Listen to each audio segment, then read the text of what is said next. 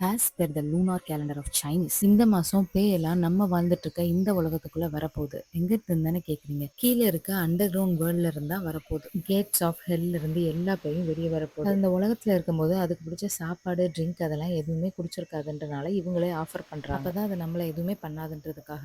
இந்த மாசம் ரொம்ப நெகட்டிவா இருக்கனால எந்த ஒரு நல்ல விஷயமே இந்த மந்த்ல ஸ்டார்ட் பண்ண மாட்டாங்களாம். அது மட்டும் இல்லாம இந்த மாசம் லேட் நைட்ல எல்லாம் யாரும் வெளியே கூட போக மாட்டாங்களாம். நம்ம ஊர் படத்துல வர பாக் பேய் காஞ்சனா பேய் மாதிரி ஒரு நாள் பேய் ரொம்ப உக்ரமாயிருக்கும். அதே மாதிரி செப்டம்பர் 6 அன்னைக்கு இந்த பேயோட உக்ரம் ரொம்ப அதிகமா இருக்கும். நமக்கு எப்படி இந்த ஊர்ல வாழ்றதுக்கு காசு தேவையோ அதே மாதிரி பேய் வேற உலகத்துல இருந்து இங்க வந்திருக்கனால அதுக்கு காசு தேவைப்படும் இல்லையா? அதுக்காக கோஸ்ட் மணியை தீல போட்டு எரிப்பாங்களாம். கோஸ்டும் அந்த தீல இருந்து எடுத்த பேப்பரை செலவுக்கு வச்சுட்டு ஊரெல்லாம் சுத்துமா.